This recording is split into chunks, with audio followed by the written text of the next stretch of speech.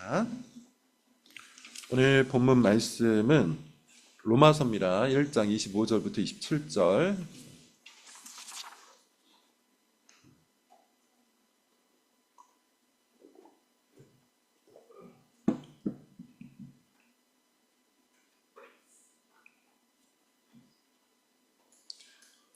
(25절부터 27절인데요) 우리 세 절입니다. 같이 한번 합독을 해보도록 하겠습니다. 같이 읽겠습니다. 시작. 이는 그들이 하나님의 진리를 거짓 것으로 바꾸어 피조물을 조물주보다 더 경배하고 섬김이라. 주는 곧 영원히 찬송할 이시로다. 아멘. 이 때문에 하나님께서 그들을 부끄러운 욕심에 내버려 두셨으니 곧 그들의 여자들도 순리대로 쓸 것을 바꾸어 영리로 쓰며 그와 같이 남자들도 순리대로 여자 쓰기를 버리고 서로 향하여 음욕이 불일 듯하며 남자가 남자와 더불어 부끄러운 일을 행하여 그들의 그릇 때문에 상당한 보응을 그들 자신이 받았느니라. 아멘. 로마서 26번째 강의 시간입니다. 제목은 이겁니다. 주를 찬양하는 사람이 거짓을 이긴다.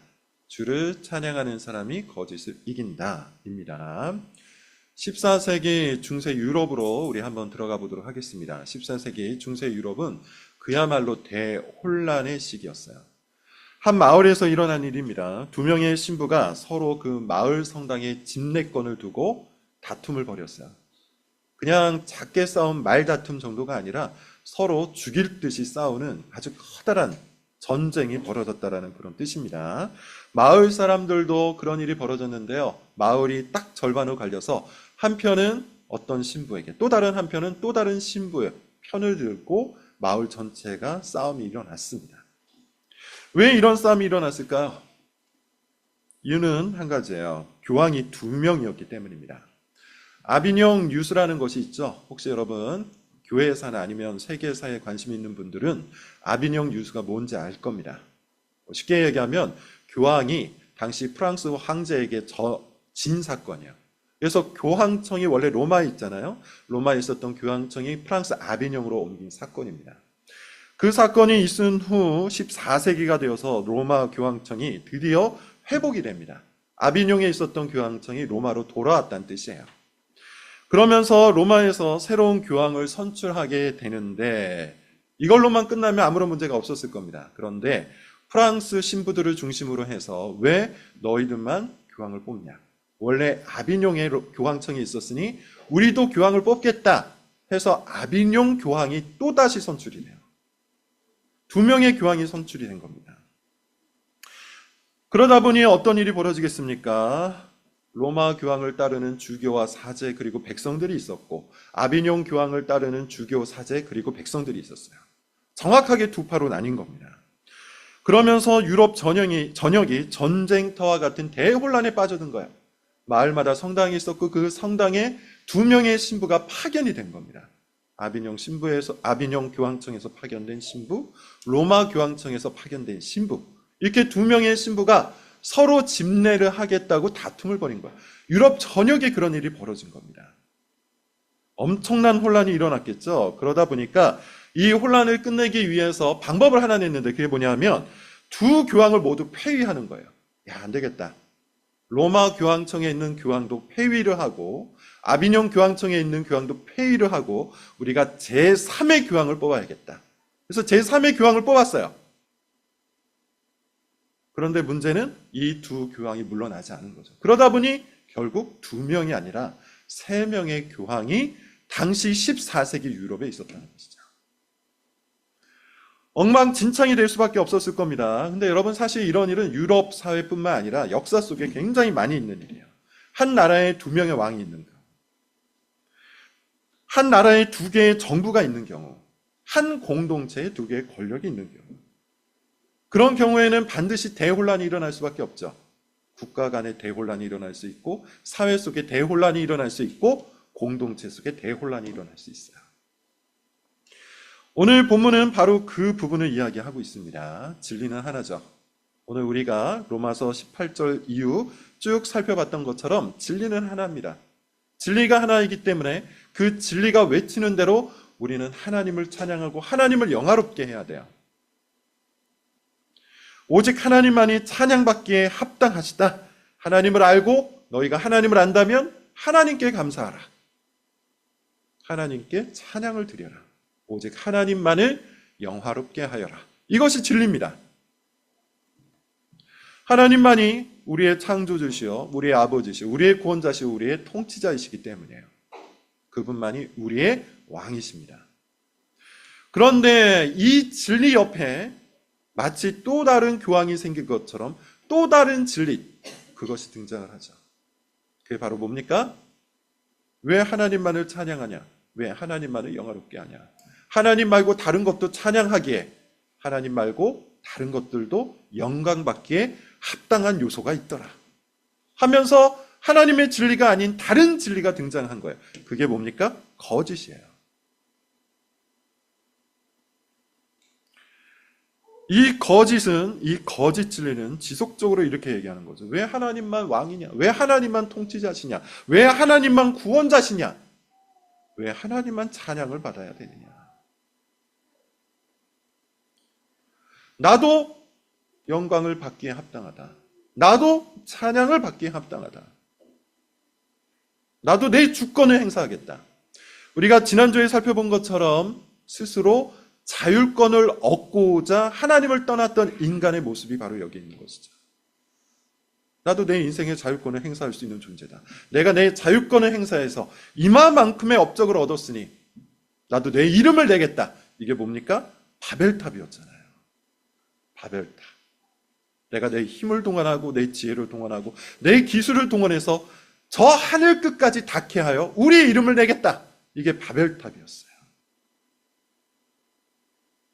그것이 하나님의 진리 옆에 서 있는 인간이 스스로 만든 거짓된 진리인 거죠. 오늘 본문을 한번 보십시오. 25절이 바로 그 이야기를 이렇게 설명을 해놓고 있는데, 이는 그들이 하나님의 진리를 이게 뭡니까? 거짓된 진리예요. 거짓된 진리로 바꾸어 피조물을 조물주보다 더 경배하고 섬깁니다. 무슨 말입니까? 진리, 곧 하나님께 경배와 영광을 돌려야 되는 이 진리. 이 진리를 붙들고 이 진리 속에 있는 사람들은 마땅히 하나님만을 경배하고 섬기고 영광을 돌려야 마땅합니다. 그러나 사람들은 그것이 싫었어요. 하나님의 통치를 받는 것도 싫었고 당연히 그 하나님의 선하신 통치를 노래하는 것도 싫었어요. 대신에 무엇을 선택합니까? 나는 하나님으로부터 독립하겠다. 탕자의 비유처럼 아버지로부터 독립해서 아버지의 유산 절반을 받고 저 멀리 타국으로 떠났던 것처럼 스스로 자율권을 행사하겠다. 그리고 내가 내 힘으로 지금 여기까지 내 삶을 엮어왔으니, 이 정도 이뤄왔으니 내가 찬양을 얻겠노라. 내가 칭찬을 받겠노라. 내가 영광을 취하겠노라. 이게 거짓된 진리예요. 그것이 바로 하나님의 진리를 거짓 것으로 바꾸어 피조물을 조물주보다 더 경배하고 섬기는 인생의 모습입니다. 그것이 바로 불의로 진리를 막는 사람들의 특징이에요. 불의로 진리를 막는다. 바꾸다라는 표현이 있는데 지난주 그 단어와 동일합니다. 교환하다라는 뜻이에요. 교환하다. 하나님의 진리를 거짓된 진리와 맞바꾸는 거예요. 거짓이 진리를 대체하는 겁니다. 피조물이 조물주의 자리를 차지하는 겁니다. 이것이 여러분 뭐라고 했습니까? 계속해서 쭉 설명을 들어오신 분은 알겠지만 이것이 바로 우상 숭배인 거죠. 우상 숭배. 우상 숭배는 여러분 특별한 것이 아닙니다. 당연하게 우리가 조각된 어떤 신상 앞에 엎드려서는 안 됩니다. 조각된 어떤 신상 앞에 엎드린 것, 그것 자체가 우상숭배예요. 그러나 우상숭배의 본질은 뭡니까? 조물주의 자리에 피조물이 앉는 거예요. 조물주가 받아야 마땅한 찬양과 경배를 피조물이 취하는 거예요. 그것이 우상숭배예요. 하나님보다 돈을 더 신뢰하는 것, 하나님보다 이 세상의 권력을 더욱더 높이는 것, 하나님보다 눈에 보이는 성취와 업적을 더욱더 찬양하는 것, 하나님보다 나 자신의 가치를 더 중시하는 것, 이게 다 우상숭배인 겁니다. 그런데 여러분, 이렇게 진리 옆에 또 다른 진리, 곧 거짓된 진리가 같이 서게 되면, 하나님과 우상이 나란히 서게 되면 두 개의 권력이 생기는 거잖아요. 마치 14세기 유럽 가운데 두 명의 교황이 생겼던 것처럼. 그러면 어떤 일이 벌어질 수밖에 없습니까? 필연적으로 대혼란이 벌어질 수밖에 없는 거예요. 한 나라에 두 명의 왕이 생긴 겁니다. 한 공동체에 두 개의 권력, 두 개의 찬양받기에 합당한 진리가 등장한 거예요. 이것이 오늘 본문이 우리에게 경고하고자 하는 핵심입니다. 본문은 계속해서 말씀을 드리고 있지만 18절부터 내려오는 단락이에요. 그 단락의 특별히 결론입니다. 불의로 진리를 막는 사람들의 결말 뭐라고 했습니까? 결국 우상숭배라고 했죠. 사람들은 핑계를 합니다. 나는 하나님을 몰랐다. 그러나 핑계할 수 없다고 얘기했어요. 우리의 양심이, 우리의 이성이 이 세상 가득한 하나님의 솜씨를 발견할 수밖에 없기에 그 누구도 핑계할 수 없어요. 그러므로 모든 사람들은 본능적으로 무의식적으로 하나님을 압니다. 문제는 뭡니까? 하나님을 알지만 하나님께 감사하지 않아요. 하나님을 영화롭게 하지 않아요. 대신에 무엇을 하는 겁니까? 하나님 말고 다른 것들을 하나님처럼 높이는 거예요. 이게 우상숭배예요. 그들에게 하나님께서 내리시는 현재적 심판이 뭐라고 했죠? 유기, 내버려 두시며 그렇게 살아가라. 네가 나 대신 다른 우상을 섬기고 싶냐? 그렇게 살아가라. 네가 나를 찬양하고 싶지 않느냐? 그러면 네가 원하는 대로 살아가라. 이것이 하나님의 심판이라고 했습니다. 그 문맥 속에서 오늘 25절이 등장하는 거예요. 그러므로 결론 부분 이렇게 이야기하는 거죠.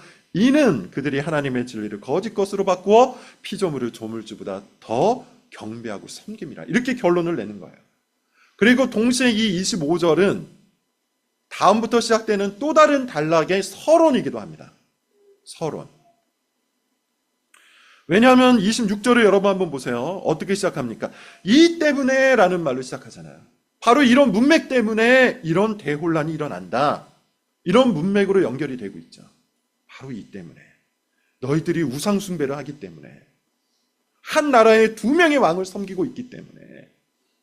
진리를 거짓으로 교환했기 때문에 이런 일이 벌어지고 있다. 그리고 그런 일은 방금 말씀드린 것처럼 대혼란과 무질서의 시대를 의미하는 겁니다. 자, 26절에 여러분 한번 보십시오. 26절 제가 읽겠습니다. 이 때문에 하나님께서 그들을 부끄러운 욕심에 내버려 두셨으니 한 번 더 반복하고 있어요. 유기라는 무서운 심판에 대해서 하나님께서 또 반복하시죠. 반복은 뭐다? 강조해요. 우상 숭배로부터 돌이키지 않고 지속적으로 자신이 사랑하는 것들을 붙들며 그것을 하나님보다 더 높이며 하나님보다 더 찬양하며 살아가는 사람들에게 주어지는 심판, 그것은 유기입니다. 내버려 두는 거예요. 그렇게 살아가라. 그리고 나서 어떤 일들이 벌어집니까? 곧 그들의 여자들도 순리대로 쓸 것을 바꾸어 영리로 쓰며 뭐라고 이야기하고 있죠? 여자들도 순리대로 쓸 것을 바꾸어 영리로 쓴다. 순리와 영리라는 단어가 사실 낯선 단어입니다. 물론 이제 성경을 쭉 읽어보신 분들은 이 단어가 뭔지 알 겁니다. 그러나 성경에 좀 익숙치 않은 분들은 순리라는 단어, 영리라는 단어가 그렇게 쉬운 단어는 아닐 거예요. 헬라어로 놓고 보면 간단하게 이렇게 해석을 할 수가 있는데요. 순리라는 이 단어의 의미는 질서라는 그런 뜻입니다. 질서. 더 정확하게 조금 직역을 해서 말씀을 드리면 자연스럽다라는 그런 뜻이에요. 자연스럽다. 다시 말하면 순리라는 것은 자연스러운 질서. 하나님께서 원래 창조해 놓으신 자연스러운 질서를 의미하는 거예요. 그게 순리입니다. 영리는 뭘까요? 헬라어 어원으로 보면 벗어나다는 뜻이에요. 이 질서에서 벗어나다. 이 질서에서 벗어나다. 따라서 여러분 이 말이 의미하는 핵심은 이겁니다. 순리라는 것은 하나님께서 원래 창조하셨던 그 창조의 질서대로 살아가는 것, 이게 순리예요. 영리는 뭡니까? 그 창조의 질서를 거스르는 것, 벗어나는 것, 무시하는 것. 그 창조의 질서 반대로 살아가는 것. 이게 영리입니다. 질서가 파괴되고 오히려 그 질서 대신에 무질서가 질서 대접을 받는 기막힌 상황, 그것을 지금 바울은 얘기하고 있는 거예요. 대표적인 현상을 뭘로 꼽고 있는 겁니까? 동성애로 꼽고 있는 거죠. 26절 그리고 27절까지 보세요. 제가 읽겠습니다. 그와 같이 남자들도 순리대로 여자 쓰기를 버리고 남자가 남자와 더불어 부끄러운 일을 행하여. 동성애를 이야기하는 거예요. 순리가 여러분 뭡니까? 하나님께서 이 세상을 창조하셨을 때 창조의 자연스러운 질서는 뭡니까? 남자가 여자를 좋아하고 여자가 남자를 좋아하는 것. 이것이 순리죠.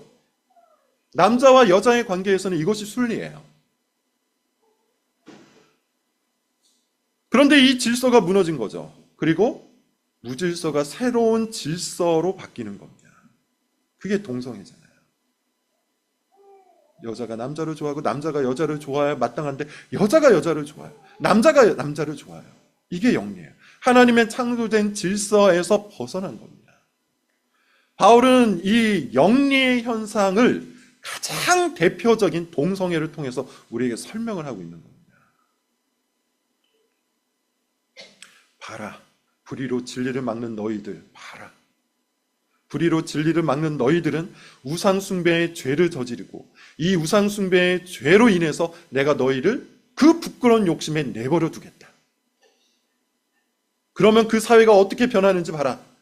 순리는 무너지고 영리가 질서처럼 영리가 순리처럼 대접을 받을 것이니 그 가장 대표적인 현상이 바로 동성애다. 이게 문맥이에요. 실제로는 여러분 우리 시대를 한번 돌이켜 보시죠. 저는 뭐 정치적인 걸 말씀을 드리고 있는 것이 아닙니다. 그저 현상을 말씀드리고 있는 거예요. 현상. 우리 시대에 보면 동성애가 지금 어떻게 취급을 받고 있습니까? 당연한 것으로 취급을 받고 있죠. 당연한 것으로 취급을 받고 있어요. 심지어 죄의 대표적인 현상이라는 이 말 자체도 우리가 사회에 나가서 함부로 말을 못하는 그런 시대가 되어버렸어요. 기독교인조차도 그런 말을 하면 굉장히 배타적으로 보일까봐 말을 함부로 못한다는 겁니다. 그런 경직된 사회, 그렇게 영리가 순리로 대접을 받는 사회, 그런 사회로 지금 바뀌어가고 있잖아요. 물론 여러분 우리는 여기서 동성애 관련해서 균형을 좀 잡고 잘 이해를 하셔야 됩니다. 우리는 다른 모든 죄인처럼 동성애자에게도 복음을 전해야 돼요. 그리고 그가 복음을 받아들인다면 당연히 마땅히 수용해야 돼요. 그런 의미에서 우리는 다른 모든 죄인과 같은 맥락에서 동성애자도 사랑해야 되죠. 긍휼히 여겨야 되죠. 복음이 필요한 자로 받아들여야 돼요. 그러나 여러분, 다른 모든 죄와 마찬가지로 동성애도 죄입니다. 그것이 성경이 말하는 겁니다. 다만 성경은 특히 오늘 본문은 거짓이 횡행할 때, 우상 숭배가 횡행할 때, 거짓이 마치 진리처럼 대접을 받을 때 동성애가 그 사회의 가장 대표적 현상이 되더라. 그걸 우리에게 보여주는 거예요. 순리가 영리가 되고 영리가 순리가 되는 그런 현상. 실제로 점점 더 동성애가 합법적인 테두리로 밀고 들어오고 있잖아요. 그러므로 여러분 우리는 이 부분에 대해서 혐오를 하자는 것이 아니라 이런 현상을 눈여겨보며 도대체 왜 이런 일이 벌어지는가? 오늘 말씀을 통해서 깨달아야 되겠죠. 그러나 제가 여러분들에게 전하고 싶은 말씀은 거기에 머물러 있지 않습니다. 오늘 본문에서 우리는 동성애에만 주목해서는 안 될 거예요. 26절과 27절이 말하는 영리의 또 다른 측면, 영리의 또 다른 현상들, 이 모든 것들을 바라볼 줄 알아야 돼요. 바울은 의도적으로 여자들의 동성애부터 말하고 있어요. 그렇잖아요. 원래 성경의 문법을 따르면 항상 남자가 먼저 나오고 그 다음에 여자가 나와야 되는데 굳이 동성애 현상을 다루면서는 여자, 그 다음에 남자, 이 순서를 따라요. 이건 뭘 말하는 겁니까? 그 자체가 이미 영리라는 거죠.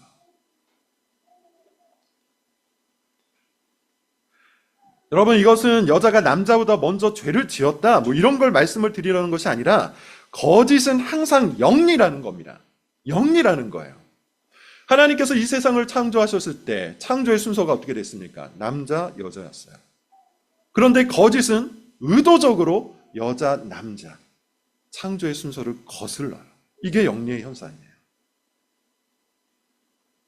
그리고 그 자리에는 질서가 파괴되고 대혼란이 찾아온다는 것이죠.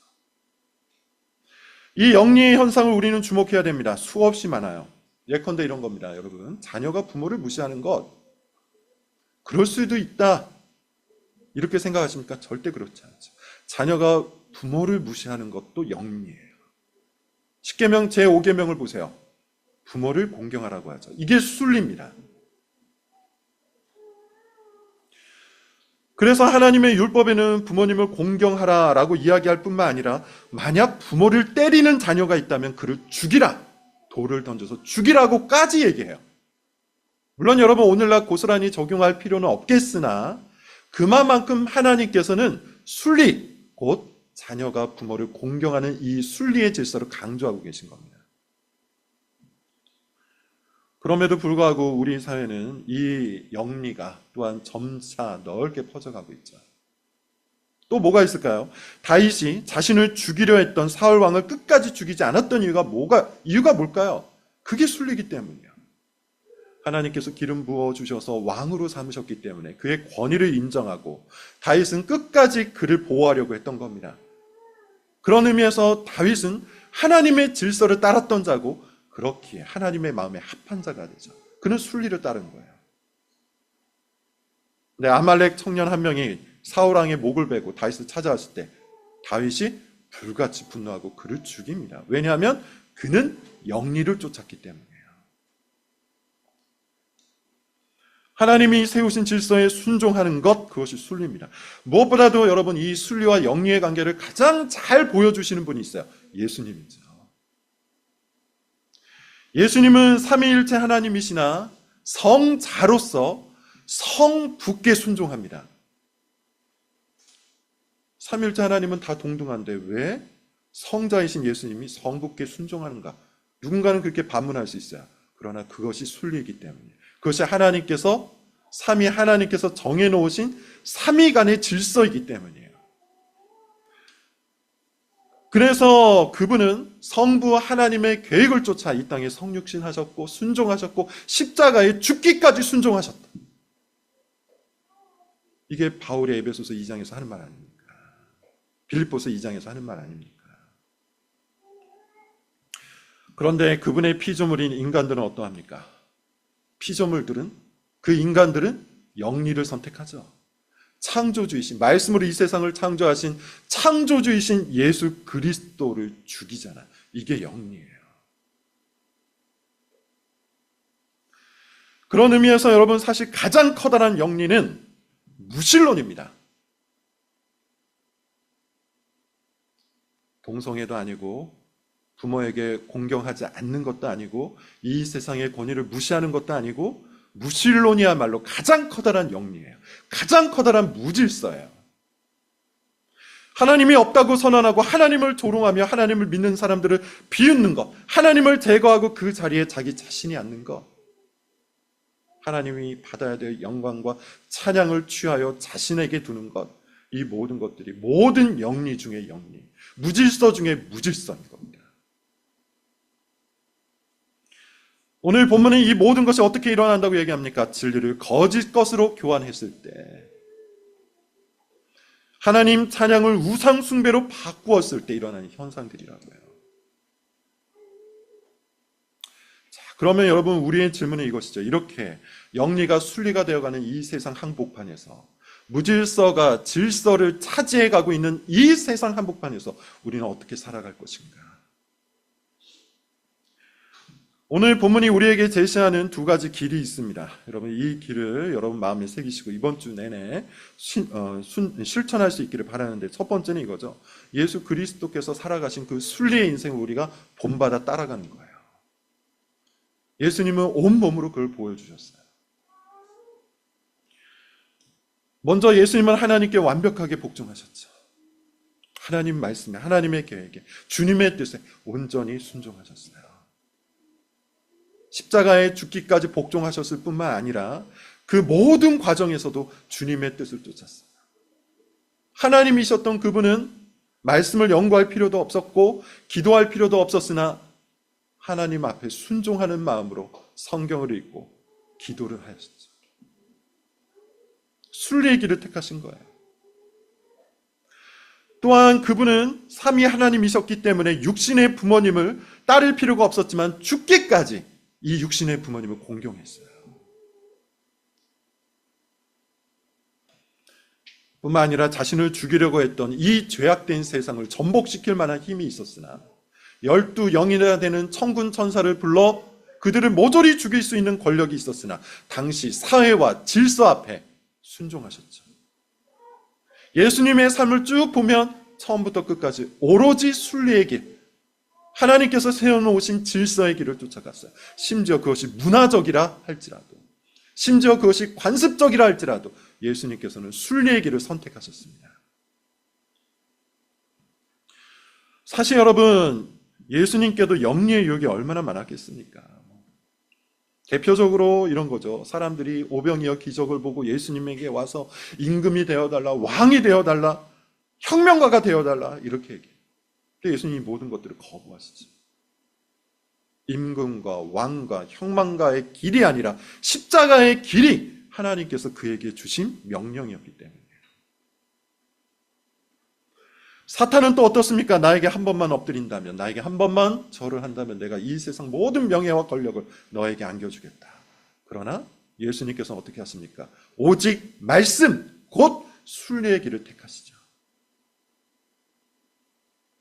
그리고 그 순리의 삶이 결국 수만 명, 수억 명의 사람을 구원했습니다.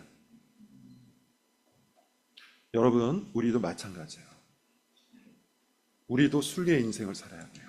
예수님을 본받아서 순리의 길, 순종의 인생을 살아가야 돼요. 세상의 물결이 아무리 영리로 흘러간다 할지라도 하나님의 말씀에서 벗어나고 주님이 세우신 창조의 질서에서 벗어나 오히려 그것이 질서요, 오히려 그것이 순리라고 우리를 유혹해도 우리는 예수님을 본받아 순리의 길, 순종의 길만을 선택해야 돼요. 그런 사람이 예수 그리스도처럼 하나님께서 맡겨주신 모든 사명을 완수할 수가 있을 겁니다. 두 번째, 오늘 설교 제목과도 관련되어 있는데요. 하나님을 찬양해야 돼요. 우리는 의도적으로 하나님을 찬양해야 돼요. 제가 오늘 본문을 묵상하면서 이상함을 좀 느꼈어요. 오늘 본문에 보면 이런 구절이 나오죠. 25절, 이는 그들이 하나님의 진리를 거짓 것으로 바꾸고 피조물을 조물주보다 더 경배하고 섬김이라. 사실 여기로 딱 끝나야 돼요. 그래야 26절과 연결이 돼요. 이 때문에 하나님께서 그들을 부끄러운 욕심에 내버려 두셨습니다. 근데 중간에 어떤 문장이 들어갑니까? 주는 곧 영원히 찬송할 이시로다. 아멘. 이상하잖아요. 문맥적으로 이상하잖아요. 문맥적으로만 보면 이 단락은, 이 문장은 전혀 필요가 없습니다. 그런데 바울은 굳이 이 이야기를 하는 중간에 하나님을 찬양해요. 사실 25절, 26절만이 아닙니다. 1장 18절부터 시작됐던 죄에 대한 이야기, 불의에 대한 이야기, 우상 숭배에 대한 이야기, 그런 이야기가 쭉 진행되는 중간에 바울이 갑자기 주님을 향해서 찬양합니다. 의도가 있다고 생각해야 돼요. 저는 아마도 바울이 이랬을 것 같아요. 본인이 직접 기록하고 있지만 이 어두컴컴한 죄의 목록 속에서, 죄악에 대한 이야기 속에서 자신의 영혼을 드높여 하나님을 찬양하지 않을 수 없는 상황이었다. 오직 하나님을 찬양하는 것만으로 이 죄의 목록 속에서 그가 구원을 얻을 수 있었다. 승리를 얻을 수 있었다. 자기 영혼을 향해서 이렇게 외친 겁니다. 이 세상이 아무리 타락해도, 불의가 진리로 대접받는다 할지라도, 영리가 순리를 꺾는 이 세상 한복판 속에서도 하나님은 찬송받기에 합당하신 분이니 나는 오직 주님만 찬양하겠다. 아멘. 이것이 이 어두운 논리와 문장 속에서 바울이 이겨낸 힘이었을 겁니다. 그러므로 여러분, 우리는 바울의 교훈을 받아 바울의 본을 따라 우리 역시도 그러해야 될 줄로 믿어요. 우리 마음속에 한 분의 주권자만 있다면, 우리 마음이라는 이 나라에 두 명의 교황이 아닌, 두 명의 왕이 아닌 오직 한 분 하나님만 있다면, 그분만이 나의 구원자라면, 그분만이 나의 주권자라면 우리는 오직 그분만을 향해서, 오직 그분만을 향해서 우리 마음을 높여 찬양을 해야 될 겁니다. 오직 주님만 나의 왕이십니다. 오직 주님만 나의 주권자가 되십니다. 오직 주님만 나의 찬양을 받기에 합당하신 분입니다. 이 세상을 살아가다 보면 여러분, 많은 일들이 벌어집니다. 영리가 순리처럼, 거짓이 진리처럼 우리의 삶에 파도처럼 밀려올 때가 있어요. 그런 순간이 찾아올 때가 있어요. 직장에서 그럴 수도 있고, 가정에서 그럴 수도 있고, 교회에서 그럴 수도 있고, 사람들과의 관계에서 그럴 수 있어요. 그 어두컴컴한 자기 인생 속에서 헤어나올 길 없는 그 미로 속에서 이겨낼 수 있는 힘은 딱 한 가지죠. 주님을 보는 겁니다. 그 주님을 나의 주권자로 삼는 겁니다. 그리고 그분을 향해 나의 영혼을 다하여, 내 마음을 다하여, 내 정성을 다하여, 나의 목숨을 다하여, 나의 사랑을 다하여 찬양하는 것이죠. 내 마음속에 있는 모든 가짜 왕들을 제거하고 거짓된 진리를 제거하고 내 마음을 하나로 단일화하여 오직 그분만을 높일 때, 그럴 때 비로소 우리의 삶 속에 있었던 모든 혼란이 사라질 줄로 믿습니다. 그럴 때 비로소 무질서가 질서로 변화되고 영리가 순리로 변화되어서 우리의 인생을 예수 그리스도께서 가셨던 그 길로 인도하리라고 믿습니다. 여러분, 주님을 찬양합시다. 주님께 노래합시다. 주님께 감사합시다. 우리 주님을 위해서 내가 가지고 있는 모든 것들을 다 바쳐 찬양과 찬송과 존귀와 영광을 돌릴 수 있기를 바랍니다. 그것만이 우리의 삶을 제자리로, 진정한 질서로, 참된 평안으로, 올바른 위로로 인도하리라고 믿습니다. 우리 모든 교인들